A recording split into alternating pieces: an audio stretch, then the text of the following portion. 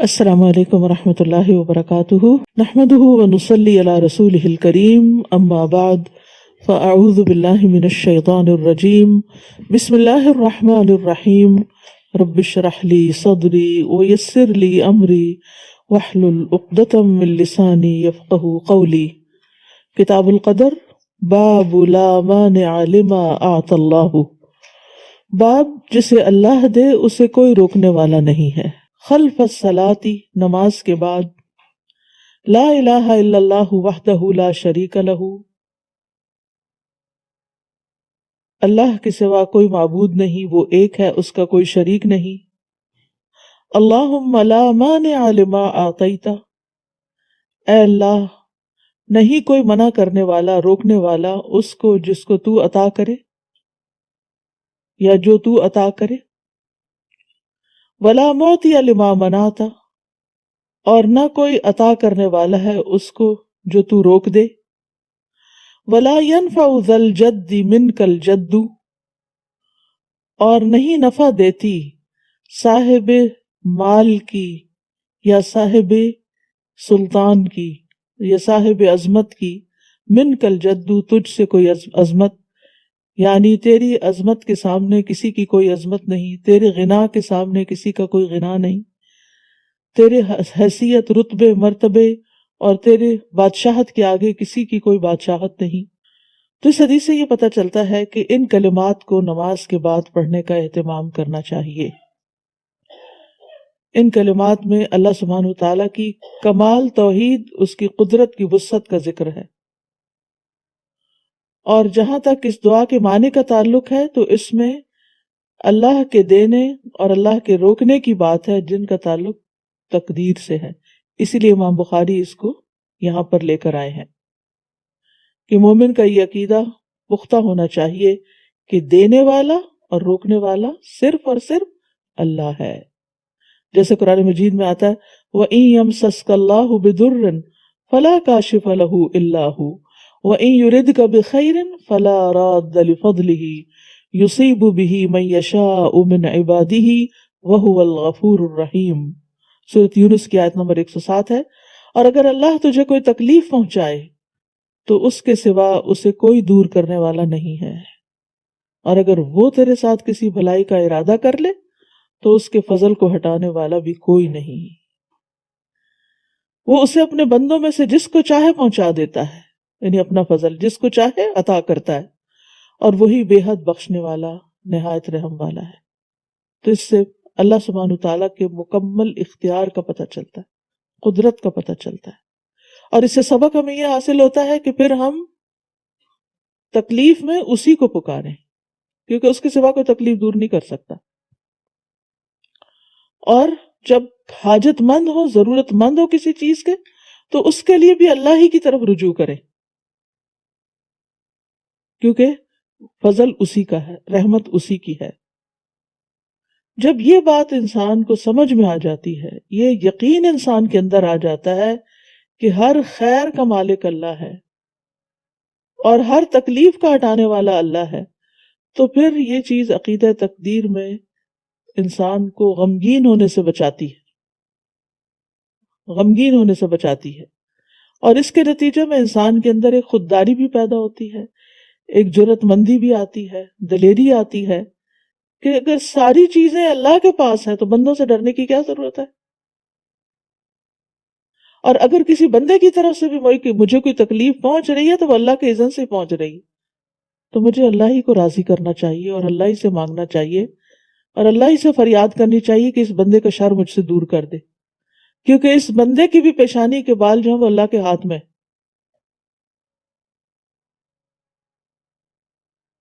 اللہ آخذ بناصیتہا، کہ وہ الفاظ جو آتے ہیں نا، حدیث میں بھی آتے ہیں، قرآن میں بھی آتے ہیں کہ کوئی بھی جاندار ایسا نہیں کہ جس کی پیشانی کے بال اللہ کے ہاتھ میں نہ ہو، یعنی وہ پوری طرح اللہ کے کنٹرول میں ہے، اللہ کے قبضے میں ہے۔ اگر اللہ نہ چاہے تو کوئی کسی کو کچھ بھی نقصان نہیں دے سکتا اور فائدہ بھی نہیں دے سکتا۔ تو اگر اللہ چاہے، اللہ کی مشیت ہو، تو ہی بندے آپ کو فائدہ پہنچا سکتے ہیں۔ تو خلاصہ یہی ہے کہ اللہ کے سوا نہ کوئی دے سکتا ہے نہ کوئی روک سکتا ہے. بندوں کا دینا یا روکنا دراصل اللہ ہی کی تخلیق ہے. پھر یہ بات بھی یاد رکھنی چاہیے کہ جو نقصان بھی ہمیں پہنچتا ہے، جو تکلیف بھی آتی ہے، وہ بھی پہلے سے لکھی ہوئی ہوتی ہے. ما اصاب من مصیبت فی الارض ولا فی انفسکم الا فی کتاب من قبل ان نبرأها ان ذلک علی اللہ یسیر لکی لا تأسوا علی ما فاتکم ولا تفرحوا بما آتاکم. کوئی بھی مصیبت جو زمین میں آتی ہے یا خود تمہارے نفسوں کو پہنچتی ہے، وہ پیدا کرنے سے پہلے ہی ایک کتاب میں لکھی ہوئی ہے، اور یہ بات بلا شبہ اللہ کے لیے آسان کام ہے. اس لیے کہ جو کچھ تمہیں نہ مل سکے اس پر تم غم نہ کیا کرو، جو تمہیں نہ ملے اس پہ غم نہ کیا کرو، اور جو کچھ اللہ تمہیں دے اس پہ اترایا نہ کرو. یعنی کچھ جائے تو ہلکان نہ ہو جاؤ، اور کچھ ملے تو فخر اور غرور نہ کرو، کیونکہ سب کچھ اللہ کے کرنے سے ہی ہو رہا ہے، اس لیے اسی کی طرف رجوع کرو. اسی طرح سورۃ فاطر میں بھی آتا ہے کہ اللہ جسے بھلائی پہنچانا چاہے اسے کوئی نہیں روک سکتا. ما یفتح اللہ للناس من رحمت فلا ممسک لها وما یمسک فلا مرسل له من بعدہ. اگر اللہ لوگوں کے لیے اپنی رحمت کا دروازہ کھول دے تو اسے کوئی بند کرنے والا نہیں، اور جسے وہ بند کر دے تو اس کے بعد اسے کوئی کھولنے والا نہیں.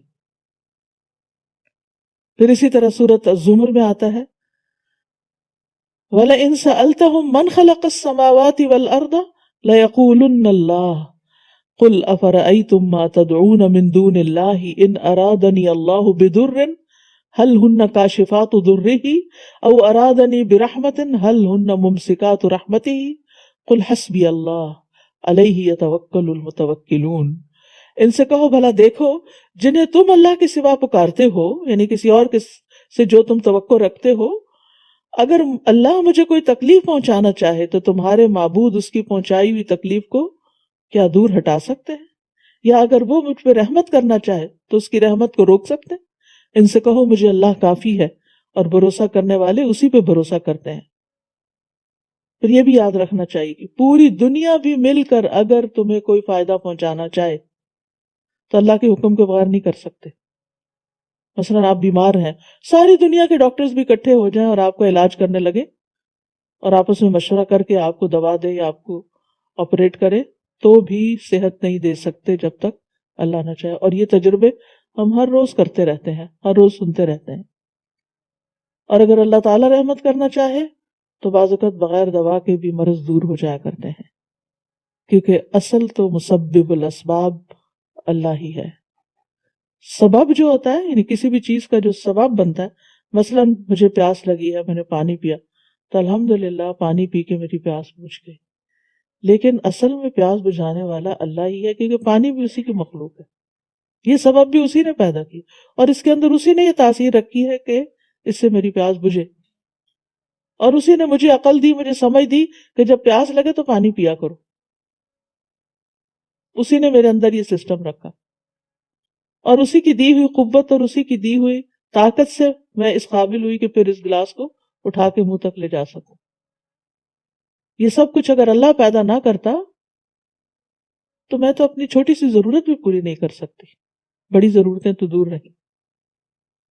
تو ہماری ساری ضروریات پوری کرنے کے سارے اسباب اللہ نے پیدا کیے، اور پھر بھی اسباب کے ہوتے ہوئے بھی ان اسباب کو فائدہ مند بنانا بھی دراصل اللہ کے ہاتھ میں.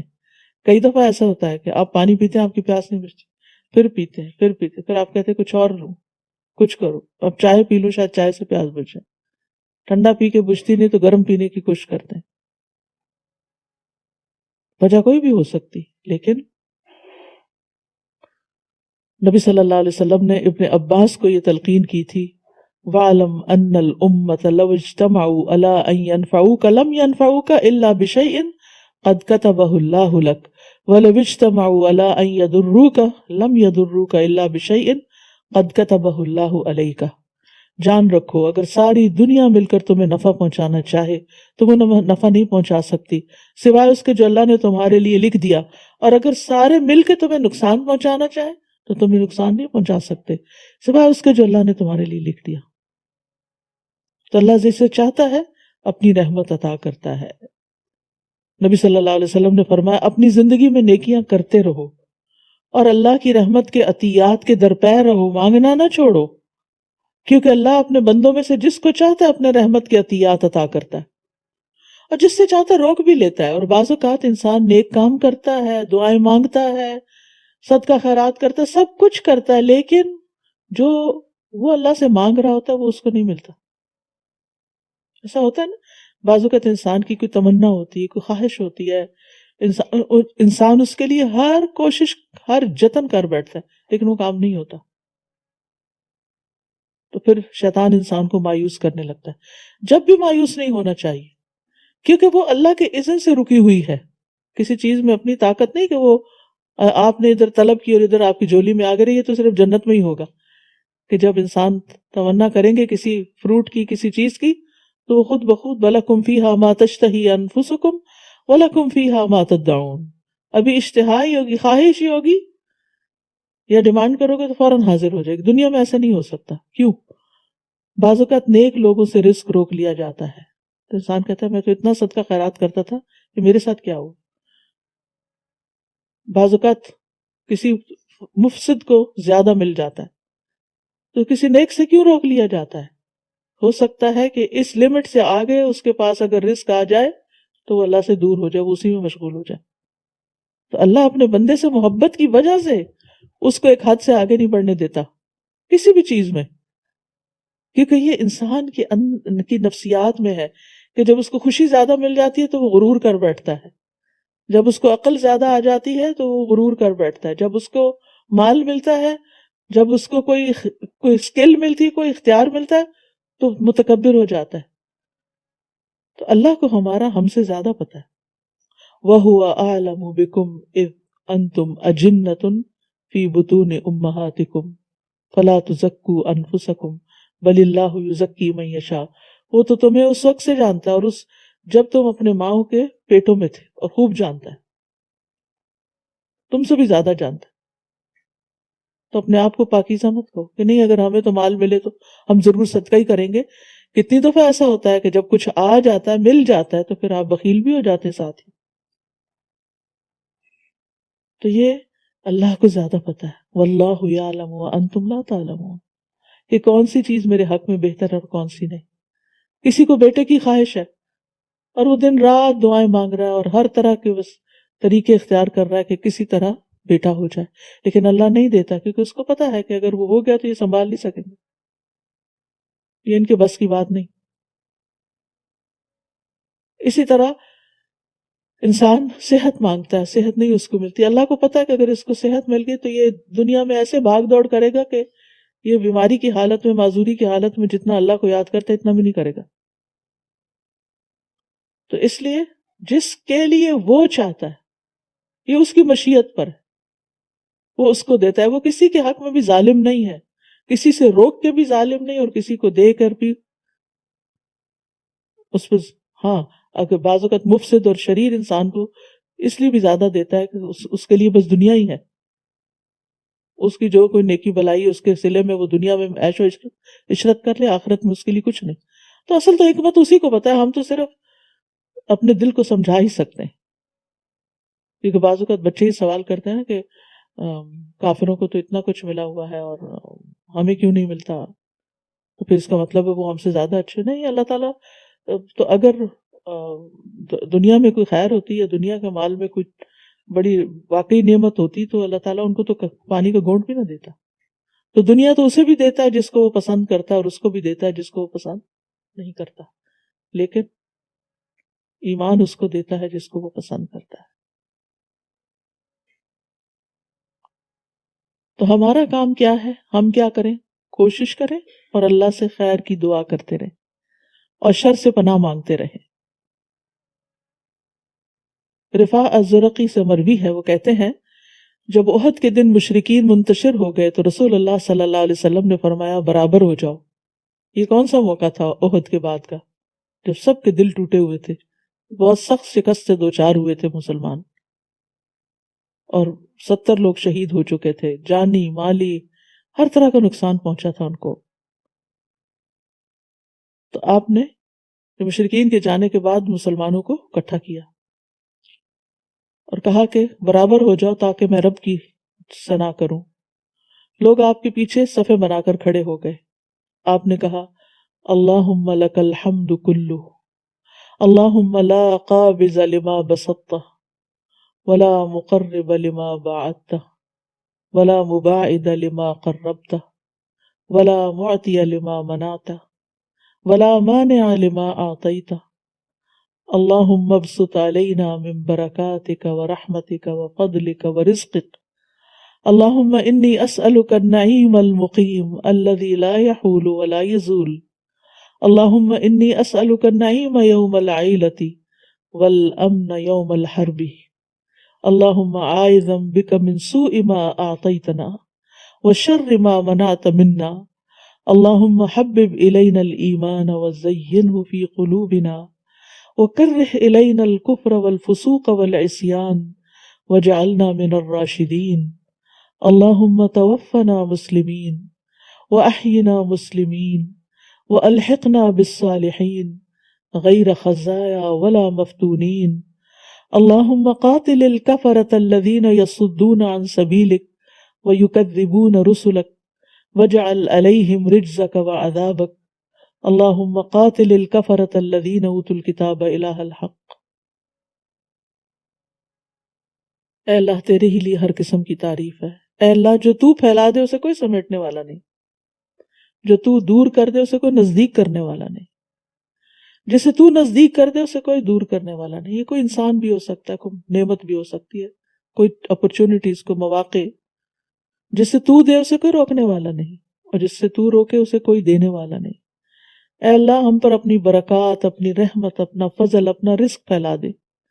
اے اللہ میں تجھ سے ہمیشہ قائم رہنے والی نعمتیں مانگتا ہوں جو نہ تیری اطاعت میں حائل ہوں نہ زائل ہوں. کتنی خوبصورت دعا ہے. اے اللہ میں تجھ سے ہمیشہ قائم رہنے والی نعمتیں مانگتا ہوں جو نہ تیری اطاعت میں حائل ہوں اور نہ زائل ہوں. اے اللہ میں تجھ سے تنگی کے دن نعمتوں اور جنگ کے دن امن کا سوال کرتا ہوں. اے اللہ تیری پناہ میں آتا ہوں اس چیز کی برائی سے جو تو نے ہمیں عطا کی، اس چیز کی برائی سے جو تو نے ہمیں عطا کی. کیونکہ ہم تو نعمت دے کے بس خوش ہو جاتے ہیں نا، ہم اس کا دوسرا پہلو نہیں پتا ہوتا. ایک شخص بہت لیٹسٹ ماڈل کی گاڑی خریدتا ہے، لوگ کہتے ہیں واہ کیا قسمت ہے، کتنا خوش نصیب ہے، اور اگلے ہی دن اسی گاڑی میں اس کا ایکسیڈنٹ ہو جاتا ہے. تو ہمیں نہیں پتا ہوتا کہ کسی نے قیمتی ترین چیز پا کر اس کی یہ خوش نصیبی کی علامت ہے یا ادروائز. تو اس لیے کچھ ملے بھی تو یہ سوچنا چاہیے کہ اللہ اس چیز کا ہمیں خیر عطا کر اور اس کے شر سے ہمیں بچا.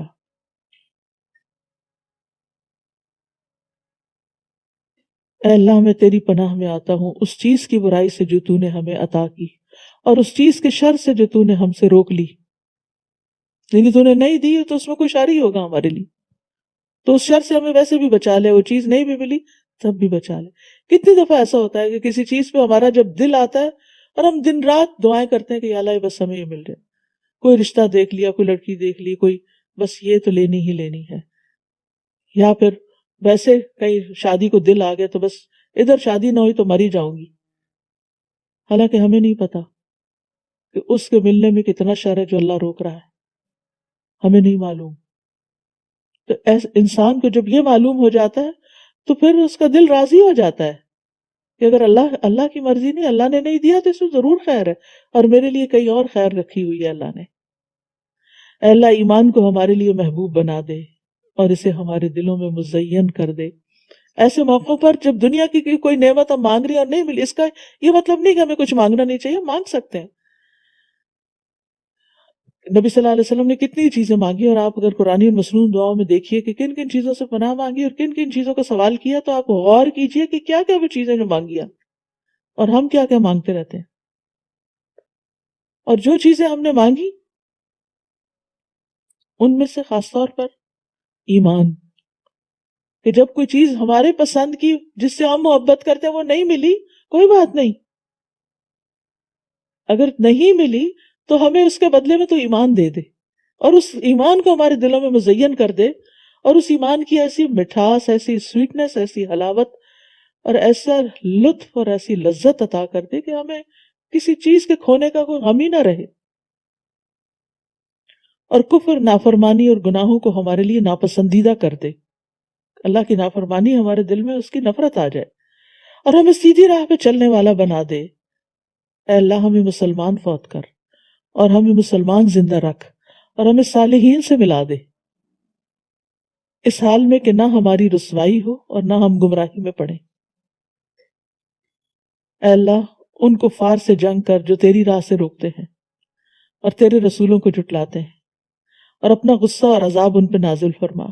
اے اللہ ان کافروں سے بھی جنگ کر جنہیں کتاب دی گئی تو ہی سچا معبود ہے، یعنی ہماری طرف سے تو ہی ان سے نبٹ لے، کہ تجھے پتا ہے کہ ان میں سے کس کا کیا شر ہے، اس شر کو تو ہم سے دور کر دے۔ بنیادی طور پر یہ مانا ہے۔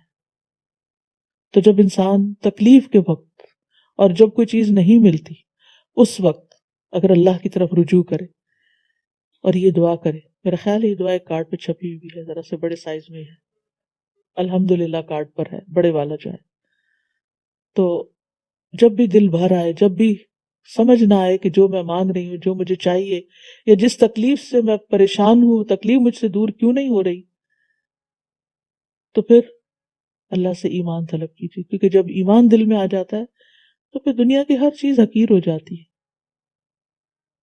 پھر انسان کے اندر ایک توکل آتا ہے، ایک یقین آتا ہے، ایک سکون کی لہر دوڑ جاتی ہے، جو اللہ کا فیصلہ وہ زیادہ بہتر ہے اس سے جو میں مانگ رہا ہوں، کیونکہ وہ جانتا ہے، میں نہیں جانتی۔ میں نے دیکھا ہے لوگ اپنے ماں باپ کو بھی معاف نہیں کرتے اگر ان کی شادی کامیاب نہ ہو، اگر ان کی زندگی میں کوئی تکلیف ہو تو وہ پیچھے پلٹ کے ماں باپ کو ہی برا بھلا، بلکہ باقاعدہ ناراضگی کا اظہار اور بدتمیزی اور بد اخلاقی اور کانسٹنٹلی دل میں گرج رکھنا ان کے لیے جو ساری زندگی ان کا بھلا چاہتے رہے۔ تو ایک رخ پھرتا ہے نا انسان جب توحید سے ہٹتا ہے اور خیر اور شر کا مالک اوروں کو سمجھنے لگتا ہے، تو پھر رستہ اس کا ڈائیورژن آ گئی نا، سیدھے رستے سے ہٹ گیا، اور جب ایک دفعہ ہٹ گیا تو بس پھر ہٹا ہی چلا گیا۔ باب من تعبد باللہ من درک الشقاء وسوء القضاء، باب بدقسمتی اور بد نصیبی سے اللہ کی پناہ مانگنا اور برے خاتمے سے۔ وقوله تعالی قل اعوذ برب الفلق من شر ما خلق۔ أعوذ بالله من الشيطان الرجيم. بسم الله الرحمن الرحيم. قل أعوذ برب الفلق من شر ما خلق۔ اب یہاں پر امام بخاری جو باب لائے ہیں کہ بدقسمتی اور بد نصیبی سے اللہ کی پناہ مانگے، برے خاتمے سے یا برائیوں سے بچے، تو یہ اس لیے لائے ہیں کہ جب ہم یہ پڑھتے ہیں کہ ہر چیز اللہ کی طرف سے ہوتی ہے تو پھر ہاتھ پاؤں چھوڑ کے نہ بیٹھ جائیں، بچنے کی کوشش کے ساتھ ساتھ اللہ تعالیٰ سے دعا بھی کریں۔ اور اس میں اس دعا کے علاوہ جو سورۃ الفلق ہے، اس میں ہر طرح کے شر سے، ہر اس چیز کے شر سے جو اللہ نے پیدا کی، اس سے بچنے کی بات کی گئی ہے۔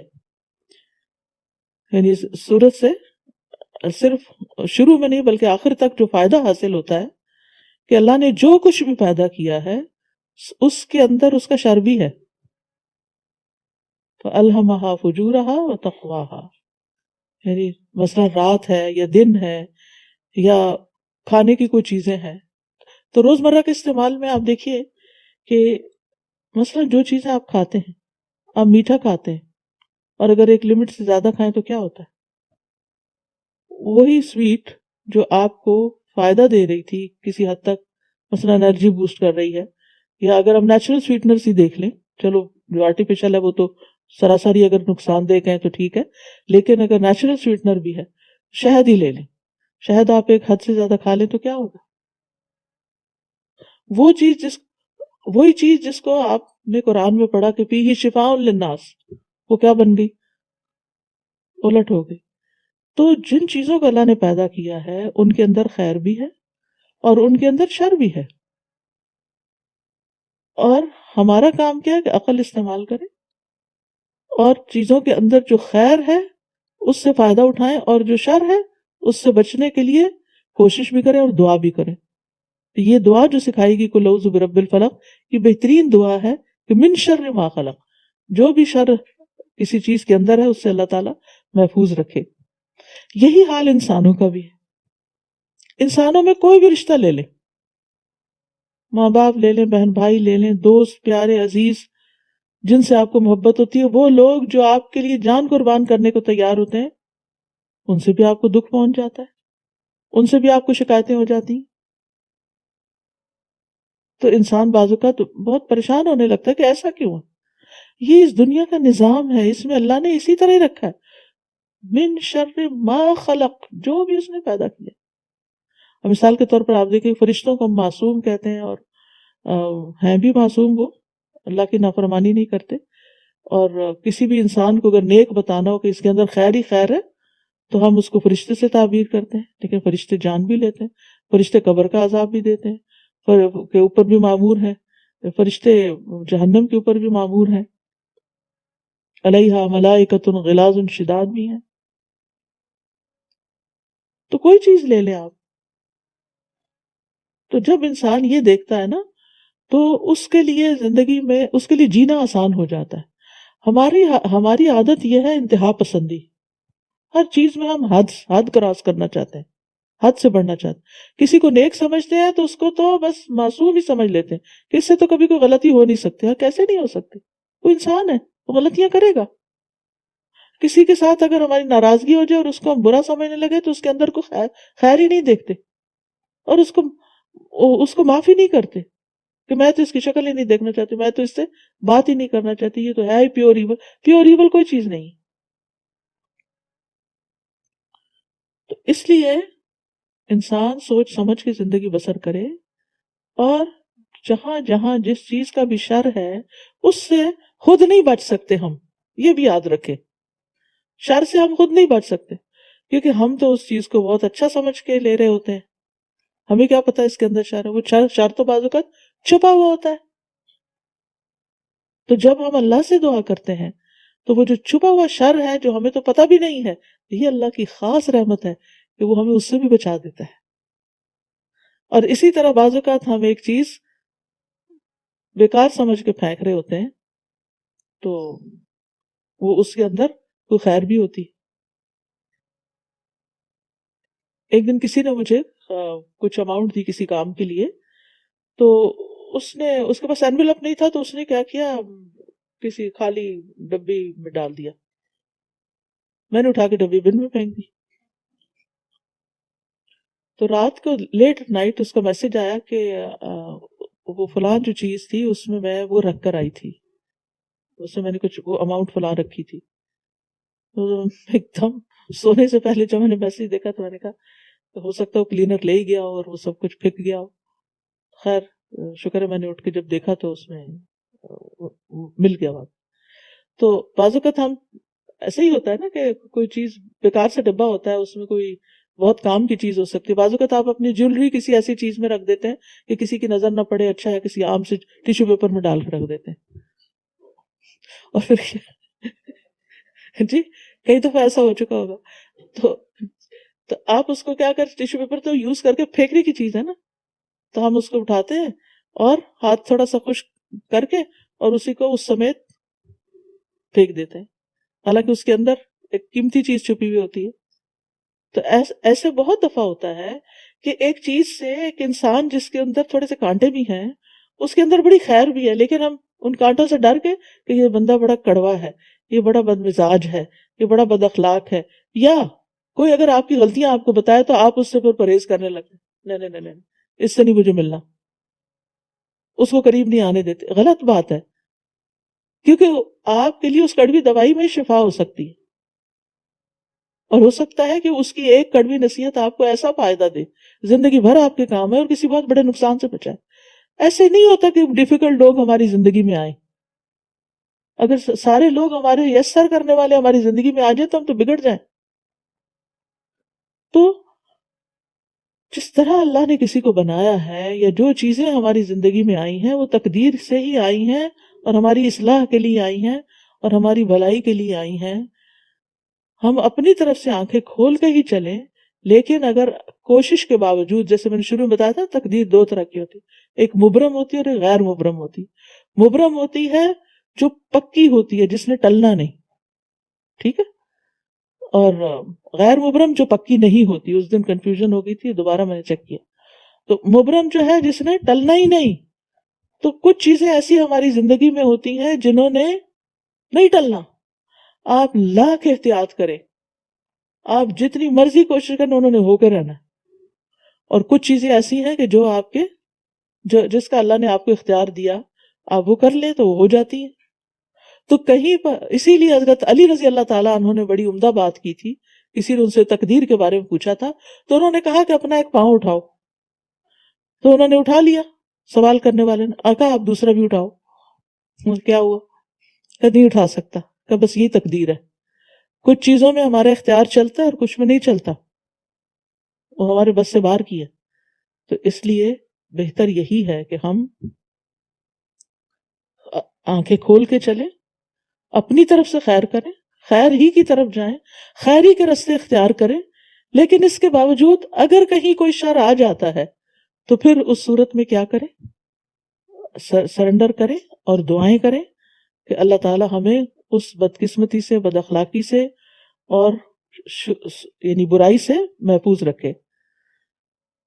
تو اللہ ہی سے چیزوں کے شر کی پناہ طلب کرنی چاہیے، کیونکہ اللہ کو پتا ہے کہ اس کے اندر کون سا شر چھپا ہوا ہے. کیونکہ ہم تو اچھا سمجھ کے اس کو اٹھا لیں گے اور اس کے اندر معلوم نہیں. آپ کو معلوم ہے کہ بعضوں کے جنگی ٹیکٹکس کے طور پر دشمن کے علاقے میں ایسے کھلونے یا ایسی چیزیں چھوڑ دی جاتی ہیں جن کے اندر بامز ہوتے ہیں ان کھلونوں کے اندر، اور بچے کیا کرتے ہیں؟ جا کے کھلونا سمجھ کے اٹھا لیتے ہیں اور پھٹ جاتا ہے اور وہ سب ختم ہو جاتے ہیں. تو ہمیں نہیں پتا کہ جس چیز کو ہم ایک خوبصورت کھلونا سمجھ کے لے رہے ہیں اور اپنے دل پسند کی چیز سمجھ کے بڑے ہی خوش ہو رہے ہیں کہ واہ کیا چیز میری زندگی میں آ گئی، اور اس پہ اترانے بھی لگتے ہیں اور دوسروں کو نعوذ باللہ حقیر سمجھنے لگتے ہیں. ہمیں نہیں معلوم وہ ہمارے لیے بعضوں کا دنیا اور اللہ نہ کرے کہ ہماری آخرت کے لیے کتنی نقصان دہ. تو اس لیے اللہ تعالیٰ سے دعا کرتے رہنا چاہیے. نبی صلی اللہ علیہ وسلم جب کسی مقام پر اترتے تھے تو یہ دعا پڑھتے تھے، اعوذ بکلمات اللہ التامات من شر ما خلق. میں اللہ کے مکمل کلمات کی پناہ میں آتا ہوں ہر اس چیز کے شر سے جو اس نے پیدا کی.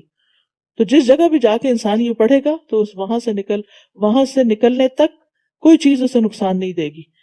اب بعض اوقات ہم ڈاکٹر کے کلینک میں جاتے ہیں، بظاہر دیکھنے میں بڑا خوبصورت، ہمیں نہیں پتا کہ کس جگہ کتنے جراثیم پھیلے ہوئے ہیں. حتیٰ کہ جس چیئر پہ آپ بیٹھتے ہیں یا جہاں لٹا کے آپ کو چیک کر رہے ہوتے ہیں، کئی دفعہ کئی اہتمام بھی ہوتے ہیں، لیکن اس کے باوجود بہت دفعہ انفیکشنز آپ وہاں سے کیچ کر کے نکلتے ہیں. آپ گئے تھے صحت کے لیے اور الٹا بیماری لگا کے آ گئے، ہمیں نہیں پتا. تو جہاں بھی آپ جایا کریں نا تو یہ دعا پڑھ لیا کریں. کسی منزل، ترجمہ عام طور پہ ہوتا ہے کسی منزل پہ اترتے وقت آپ پڑھتے تھے. تو منزل سے ہم سمجھتے وہ کہیں ایک منزل سفر کر کے کہیں جاتے اور وہاں پڑھتے تھے جنگل میدان میں. آپ کسی بھی جگہ پر جہاں آپ سمجھتے ہیں کہ آپ کو کوئی نقصان ہو سکتا ہے یا کوئی نئی جگہ ہو، کسی نئے شہر میں آپ جائیں، کسی نئے گھر میں آپ جائیں، کسی کلینک میں جائیں، ایون کسی اسکول میں بھی جائیں، کہیں پر بھی ہوں، ضروری نہیں ہوتا کہ ہم جن جگہوں پر خیر کے لیے جا رہے ہوتے ہیں بعض اوقات وہیں سے کوئی ایسی بات سن لیتے ہیں کہ الٹا دماغ خراب ہو کے نکلتے ہیں. کوئی لیکچر سننے جاتے ہیں بڑی نیک نیتی کے ساتھ کہ ہم کچھ سیکھ کر آئیں گے، یا ہم نہیں تو ہمارے بچے ساتھ لے جاتے ہیں ان کو، وہ الٹا بگڑ کے باہر نکلتے ہیں کہ آپ ہمیں کہاں لے گئے تھے، یہ اس نے کیا کہہ دیا، وہ فلاں کیا ہو گیا. تو ہمیں نہیں پتا ہوتا کہ ہمارے لیے کون سی چیز خیر کا باعث بننے والی ہے اور کون سی چیز ہمارے لیے اس کے اندر جو چھپا ہوا شر ہے کوئی، وہ ہمارے لیے نقصان دہ ہے. حدثنا مسدد، پڑھیے. حدثنا سفیان عن سمی عن ابی صالح عن ابی ہریرہ عن النبی صلی اللہ علیہ وسلم قال تعوذوا باللہ من جہد البلاء ودرک الشقاء وسوء القضاء وشماتة الأعداء. ابو ہریرہ رضی اللہ عنہ بیان کرتے ہیں کہ نبی صلی اللہ علیہ وسلم نے فرمایا اللہ سے پناہ مانگا کرو سخت مشقت سے، بد نصیبی کے پانے سے، بری تقدیر سے اور دشمنوں کے خوش ہونے سے. تو جہد البلا سخت مشقت، درک الشقا بد نصیبی کا پا لینا ادراک سے، وما ادراک، وسوء القضاء بری تقدیر، وشماتت الاعداء دشمنوں کا خوش ہونا، دشمنوں کا ہنسنا. تو ان چار چیزوں سے بچنے کے لیے دعا سکھائی گئی ہے. تو جہد البلا کہتے ہیں ہر مشقت اور محنت کی ایسی سختی جو انسان کو پہنچتی ہے جس کو برداشت کرنے کی اس میں طاقت نہیں، اور وہ اپنے نفس سے اس کو ہٹا بھی نہیں سکتا. روایت میں آتا ہے کہ ابن عمر سے جہد البلا کے بارے میں پوچھا گیا تو انہوں نے کہا کہ اس سے مراد مال کی قلت اور اہل و عیال کی کثرت ہے. بچے زیادہ ہیں، خرچے زیادہ ہیں، آمدنی کم ہے، قرضے پہ قرضے بڑھتے چلے جا رہے ہیں اور کوئی راستہ نہیں نکل رہا کہ اپنے سے اس مصیبت کو ہٹا سکیں. تو جو لوگ بھی اپنے مسائل لے کر آئے نا آپ کے پاس، ان سب کو پتہ ہے آپ الہدا جاتے ہیں، پڑھتے پڑھاتے ہیں، تو آپ کس کا آپ دیکھ کر یا آپ سے اپنے دل کا حال کہنے لگتے ہیں یا اپنی پریشانیوں کا ذکر کرتے ہیں. تو یہ دعا پڑھنے کو دیا کیجیے، بہت ہی جامع دعا ہے، بہت سے مسائل کا حل ہے. اور درک الشقا جو ہے بدبختی کے پا لینے کو، یہ دنیاوی امور میں بھی ہوتا ہے اور آخرت کے معاملے میں بھی، دین و دنیا دونوں کے معاملے میں ہو سکتی ہے. دنیا میں ہو تو انسان کی گزران تنگ ہو جاتی، رزق میں کمی ہو جاتی، اور اگر دین میں ہو تو انسان کفر اور نافرمانی پہ تل جاتا ہے. اور اس کا ایک معنی یہ بھی کیا گیا ہے کہ بری موت سب سے، یعنی آخر میں جو انجام ہے وہ اچھا نہ ہو انسان کا، بدبختی نے پا لیا. وہ جو ہم نے پڑھا تھا نا، ایک شخص ساری زندگی اچھے کام کر رہا ہوتا ہے اور پھر آخر میں کیا ہوتا ہے، تقدیر کا لکھا آ جاتا ہے اور انسان کی موت جو ہے وہ برے اس میں اہل جہنم میں سے ہوتا ہے. پھر سوء القضاء بری تقدیر، اور یہ بھی جان مال اہل و عیال زندگی کے خاتمے اور قیامت کے دن سب کے لیے عام ہے. اور شماتت الاعداء دشمنوں کا خوش ہونا. تو جب آپ پر آپ کے دشمن ہنسے، وہ خوش ہیں، ان کو خوشی کا موقع ملے، تو یہ چیز انسان کو بڑی تکلیف دیتی. بہت دفعہ انسان کسی تکلیف سے اتنا تکلیف نہیں اٹھاتا جتنا کس سے اٹھاتا ہے، اس بات سے کہ لوگ کیا کہیں گے. یہ جو ایک جملہ ہوتا ہے نا، لوگ کیا کہیں گے، اور پھر لوگ کہنا شروع ہو جاتے ہیں تو پھر انسان کہیں کا نہیں رہتا. بعض اوقات کوئی نقصان آپ کا ہو جاتا ہے، وہ نقصان یہ اللہ کی تقدیر سے انسان صبر کر سکتا ہے. اس نقصان کوئی بات نہیں، اللہ کو ایسے منظور تھا، چلی گئی چیز ہاتھ سے، نکل گئی، اتنا ہی لکھا تھا، اتنے ہی دن کے لیے مجھے ملا تھا. لیکن جب اس پر لوگوں کی باتیں اس کو سننے کو ملتی، یہ اس کا یہ قصور ہے، یہ بڑا نیک بنتا تھا، خصوصاً جب دین کے تانے آپ کو ملنے لگتے ہیں نا، یہ تو بڑا نیک بنتا تھا، اس کے ساتھ ہی پھر یہ کیوں ہوا، ضرور اس نے کوئی گڑبڑ کی تھی، اور اسی طرح کی کئی چیزیں. تو پھر انسان اس وقت سخت تکلیف میں مبتلا ہو جاتا ہے، اور یہ انتہائی شدت کی تکلیف ہوتی ہے جو بعض اوقات پھر انسان کے لیے ناقابل برداشت ہو جاتی. تو یہ ساری ہی چیزیں جو ہیں یہ انسان کے لیے بڑی تکلیف دہ ہیں. تو اس دعا کو اپنے معمولات میں شامل کر لے کہ اللہ تعالیٰ ان چیزوں سے محفوظ رکھے. یہ معوذات کے جامع کلمات ہیں جس سے مومنوں کو اللہ کی پناہ لینی چاہیے، جیسے نبی صلی اللہ علیہ وسلم نے پناہ مانگی.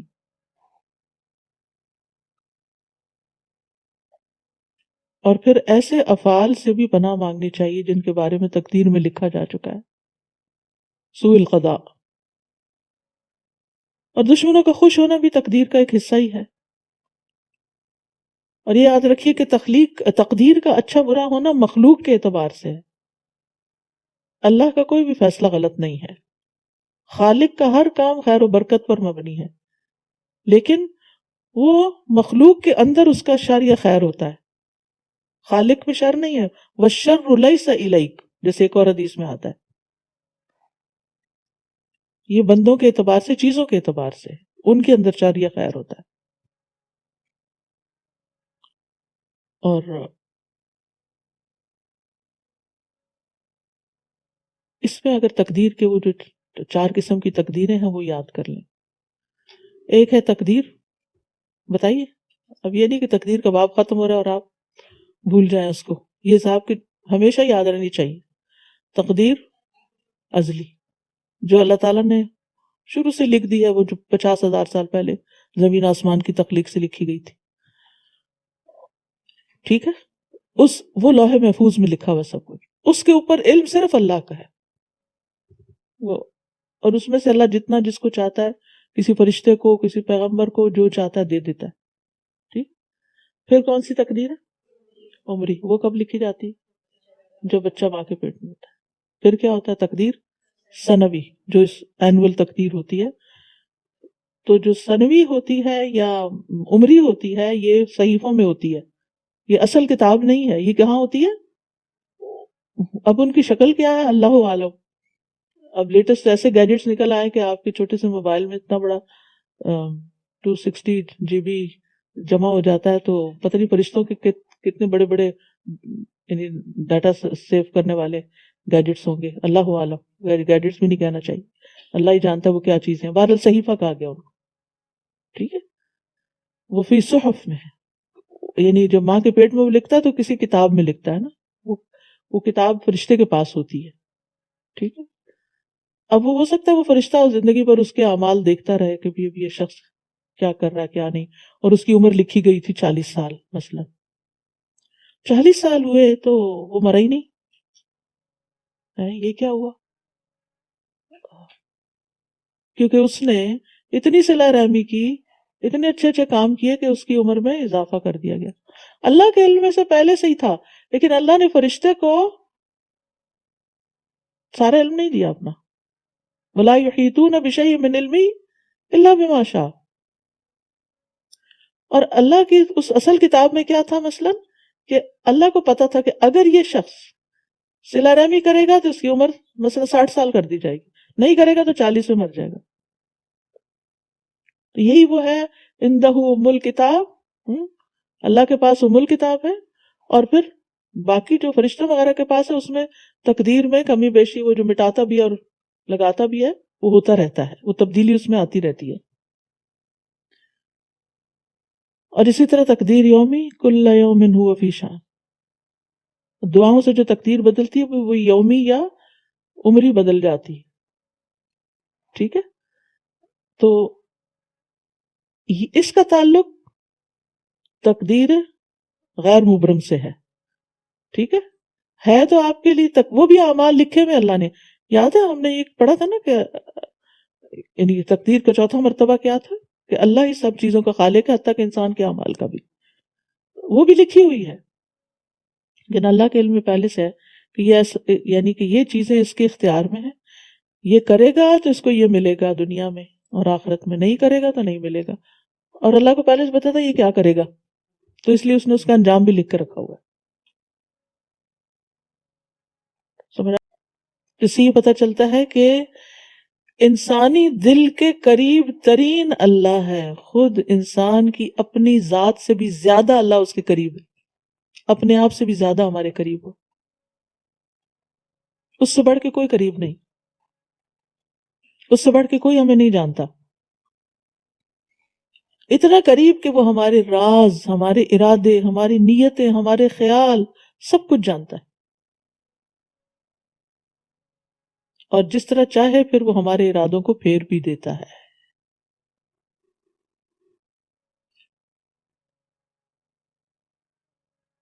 اور یہ کہ انسان اللہ ہی کے اذن سے ایمان لا سکتا ہے، اور اللہ چاہے تو وہ اس سے پھر بھی سکتا ہے. اسی لیے پھر ہمیں وہ دعا سکھائی گئی، اللہم یا مقلب القلوب ثبت قلوبنا علی دینک. اس سے یہ بھی پتہ چلتا ہے کہ دل کے ارادے اور نیت جو ہیں وہ بہت ہی اہم ہوتے ہیں. دل ہی خیر اور شر کا منبع ہوتا ہے. دل میں نیکی کا خیال آئے کر گزرے، اگر نہیں کیا تو کیا ہوگا؟ دل بدل جائے گا، کیونکہ وہ تو بدلتا رہتا ہے، اور وہ نیکی رہ ہی جائے گی۔ کتنی دفعہ ایسے ہوتا ہے کہ ہم ارادہ کرتے ہیں ہم یہ کریں گے، ہم وہ کریں، خصوصاً جب قرآن روز پڑھ رہے ہوتے ہیں، روز بارش ہو رہی ہوتی ہے، تو پھر ہمارے خیالات بڑے تر و تازہ ہوتے ہیں، ہم نیکی کے بڑے بڑے منصوبے بناتے ہیں، اور اگر ہم رائٹ اوے کسی نیکی کے کام میں اپنے آپ کو انگیج نہیں کرتے تو نتیجہ کیا ہوتا ہے؟ آہستہ آہستہ آہستہ ہم پھر دور ہو جاتے ہیں اور وہ سب کچھ رہ جاتا ہے۔ اور پھر بعض اوقات یہ ہوتا ہے کہ شیطان بھی چونکہ مسلسل وسوسے ڈالنے کی کوشش کر رہا ہوتا ہے تو شیطان آگے بڑھ جاتا ہے۔ اور یہ بھی ہمیں یاد رکھنا چاہیے کہ دل درست ہو تو سارے کام درست ہوتے ہیں، اور دل کے پلٹ جانے سے انسان اپنے دین سے پھر جاتا ہے۔ جبیر بن نفیر کہتے ہیں کہ میں حمص میں ابو درداء کے پاس ان کے گھر گیا، اور وہ اپنی مسجد میں کھڑے نماز پڑھ رہے تھے، یعنی گھر میں ہی بنائی ہوئی تھی نماز کی کوئی جگہ۔ جب وہ تشہد میں بیٹھے تو نفاق سے اللہ کی پناہ مانگنے لگے۔ جب انہوں نے سلام پھیرا تو میں نے ان سے کہا، اے ابو درداء، اللہ آپ کو معاف کرے، آپ کا نفاق سے کیا تعلق؟ آپ اور نفاق کا کیا جوڑ؟ انہوں نے 3 دفعہ کہا، یا اللہ معاف کر دینا، اور فرمایا جو انسان آزمائش سے بے خوف ہو جاتا ہے وہ اس آزمائش سے بچ نہیں سکتا۔ جو یہ سوچتا ہے میں تو پکا پکا ہوں مومن، مجھے کچھ نہیں ہوتا، مجھے یہ ماحول کچھ نہیں کرتا، مجھے فلاں کچھ نہیں، کبھی بھی نہیں آپ کچھ کہہ سکتے۔ اللہ کی قسم، آدمی ایک ہی گھڑی میں فتنے میں ڈال دیا جاتا ہے اور وہ اپنے دین سے پھر جاتا ہے۔ اور اس کی کئی ایک مثالیں ہیں، تاریخ میں بھی ایسی مثالیں گزری ہیں اور موجودہ دور کی بھی ہیں، نام نہیں لینا چاہوں گی، لیکن یہ کہ بعض اوقات بعض لوگ دین کی طرف آتے آتے آتے اس میں کمال پیدا کرتے کرتے کرتے یک دم پلٹ گئے۔ کسی ایک اسکالر کے بارے میں کہیں سن رہی تھی کہ انہوں نے کتابیں بھی لکھی اور بیسٹ سیلر بکس تھیں اسلام کے بارے میں، لیکن وہ لیبنان گئے اور وہاں کسی کرسچن لڑکی کو دیکھا، اس کی محبت میں مبتلا ہوئے کہ دین بھی چھوڑ دیا۔ تو ہم سب کو بھی اپنے ایمان کے بارے میں ڈرنا چاہیے کہ ہمیں نہیں پتا کہ کس وقت دل میں کیا چیز آ جائے اور کہاں سے خرابی پیدا ہو جائے۔ تو آدمی ایک گھڑی میں ہی فتنے میں ڈال دیا جاتا ہے۔ تو جو فتنوں کی چیزیں نا ان سے انسان بچ کے ہی رہے، جتنا بچ سکے اتنا ہی بہتر ہے۔ عبداللہ رضی اللہ عنہ بیان کرتے ہیں کہ اکثر نبی صلی اللہ علیہ وسلم قسم کھایا کرتے تھے کہ نہیں، دلوں کو پھیرنے والے کی قسم۔ کثیرا مما کان نبی صلی اللہ علیہ وسلم یحلف لا ومقلب القلوب، ٹھیک ہے، یعنی واللہ کہنے کی بجائے ومقلب القلوب،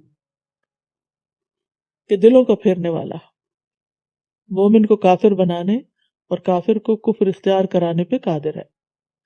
ایک حدیث میں ہے کہ انسان کے دل کی مثال اس پر کی طرح ہے جو ایک چٹیل میدان میں پڑا ہوا ہے اور تیز و تند ہوائیں کبھی اس کو سیدھا کرتی کبھی الٹا کرتی۔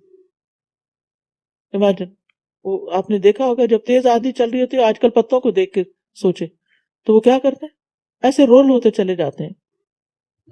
ایک وسیع جنگل میں تیز و تند ہوا اور ایک ذرا سے پر کا کیا مقابلہ، ہر طرف فتنوں کی آندھیاں چل رہی ہیں، اور ہمارے دل، ہمارے ایمان جیسے پتوں کی طرح ہی ہیں۔ تو دل اللہ کے ہاتھ میں ہے۔ انس رضی اللہ عنہ کہتے ہیں کہ نبی صلی اللہ علیہ وسلم کثرت سے یہ دعا مانگتے تھے، اے دلوں کے پھیرنے والے، میرے دل کو اپنے دین پہ ثابت قدمی عطا کر، یا مقلب القلوب ثبت قلبی علی دینک۔ قال فقلنا یا رسول اللہ آمنا بک وبما جئت به فهل تخاف علینا؟ قال فقال نعم ان القلوب بین اصبعین من اصابع اللہ عز وجل یقلبها۔ ہم نے عرض کیا، یا رسول اللہ، ہم آپ پر اور آپ کی تعلیمات پر ایمان لائے ہیں، کیا آپ کو ہمارے متعلق کسی چیز سے خطرہ ہے؟ آپ نے فرمایا ہاں۔ اگر ہمیں کوئی کہتا، ہم کہتے نہیں نہیں، آپ سے تو ہمیں کوئی خطرہ نہیں، آپ تو بہت ہی پکے مومن ہیں، کیونکہ دل اللہ عز و جل کی انگلیوں میں سے 2 انگلیوں کے درمیان ہے، وہ جیسے چاہتا ہے اس کو بدل دیتا ہے۔ اس لیے ہر وقت اپنے دلوں کا جائزہ لیتے رہنا چاہیے کہ دل اللہ کی طرف راغب ہے یا دور ہو رہا ہے، یا کسی چیز میں گھرا ہوا تو نہیں کہ انسان اللہ کو ناراض کر بیٹھے۔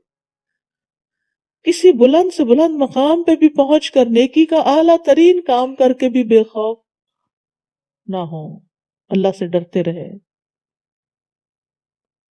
یہ حدیث پیچھے پڑھ چکے ہیں. ابن عمر کہتے ہیں کہ نبی صلی اللہ علیہ وسلم نے ابن سیاد سے فرمایا، یہ جو ایک یہودی لڑکا تھا، کہ میں نے تیرے لیے دل میں ایک بات چھپا رکھی ہے، بتاؤ کیا ہے؟ اس نے کہا دعا.